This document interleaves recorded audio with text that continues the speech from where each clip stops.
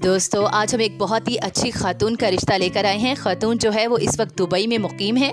उनका अपना वहाँ पर ज़ाती कारोबार है और वो उसको संभालने के लिए उनको किसी साथी, किसी सहारे की ज़रूरत है। उनके पहले शौहर की वफ़ात 5 साल पहले हो गई थी। वो पाकिस्तान से ताल्लुक़ रखती हैं लेकिन शुरू से दुबई में ही रहती हैं। उनका वहाँ पर अपना कारोबार है, उनकी कोई औलाद नहीं है। तो उन्होंने हमसे रब्ता किया कि आपके तवस्सुत से मेरी फैमिली में काफ़ी अच्छे रिश्ते हुए, तो मेरे लिए भी कोई मुनासिब सा रिश्ता ढूंढ दें। कोई लड़का या मर्द जो कि इस काबिल हो कि आकर मुझे और मेरे घर को संभाल सके, मेरे कारोबार को संभाल सके, तो वो मुझसे ज़रूर रब्ता करे।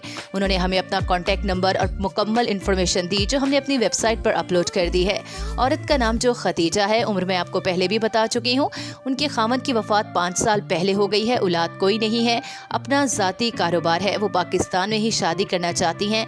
जो मर्द या लड़का है वो पाकिस्तान के किसी भी शहर से ताल्लुक़ रख सकता है।